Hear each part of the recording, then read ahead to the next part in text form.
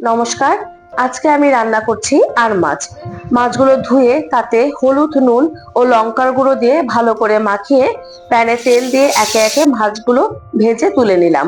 ওই প্যানেই জিরে ফোড়ন দিয়ে কাটা আলুটা ছেড়ে দিয়ে কিছুক্ষণের জন্য ঢেকে রেখে আরেকটা বাটিতে হলুদ, জিরে গুঁড়ো, নুন, লঙ্কা গুঁড়ো দিয়ে একটু জল দিয়ে গুলিয়ে রাখলাম। আলুটা ভাজা হয়ে গেলে তাতে টমেটো কুচি দিয়ে গোলানো মশলাটা দিয়ে কষাতে রেখে দিলাম কিছুক্ষণ। আরেকটা জায়গায় আমি একটু চায়ের জন্য জল বসিয়ে দিলাম। কষানো হয়ে গেলে আলুটা ছেড়ে দিয়ে জল দিয়ে কিছুক্ষণের জন্য ঢেকে রেখে ওইদিকে আমার চা পাতা দিয়ে ঢাকনাটা আমি ঢেকে রাখলাম। তারপরে ঢাকনাটা দিয়ে মাছগুলো এক এক করে ছেড়ে দিয়ে কাঁচা লঙ্কা দিয়ে কিছুক্ষণের জন্য ঢেকে রাখলেই তৈরি হয়ে যাবে আমাদের আর মাছের ঝোল। মাছও হয়ে গেছে, চাও হয়ে গেছে। আমাদের এই চ্যানেলটা যদি আপনাদের ভালো লেগে থাকে তাহলে একটু সাবস্ক্রাইব করে প্লিজ একটু লাইক করে দেবেন, আমাদের পাশে থাকবেন। ধন্যবাদ, ভালো থাকবেন।